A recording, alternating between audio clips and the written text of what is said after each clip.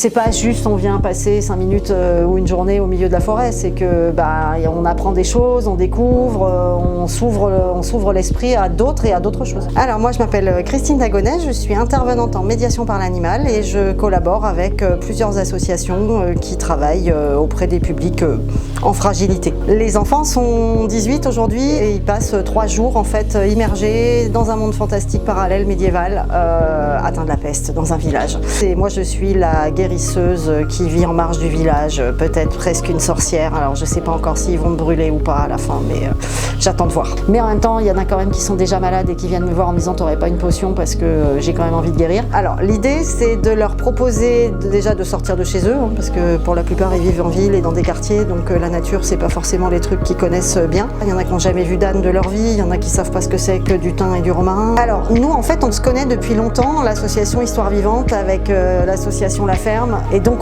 ça faisait longtemps qu'on voulait faire un partenariat. Donc du coup l'association des ânes a mis à disposition les animaux. L'idée c'est vraiment de leur proposer un séjour en déconnexion totale avec ce qu'ils ont l'habitude de vivre. Le groupe qui était avec moi ce matin sur la première partie de l'activité savon, c'était génial, et vas-y je veux mettre de la couleur là, et je veux utiliser ça, et si je mélange ce parfum avec ce parfum ça va donner quoi, enfin... Non écoutez, moi je trouve que j'attends la fin, je vais voir si je vais être brûlée ou pas, en fait c'est surtout ça ma question.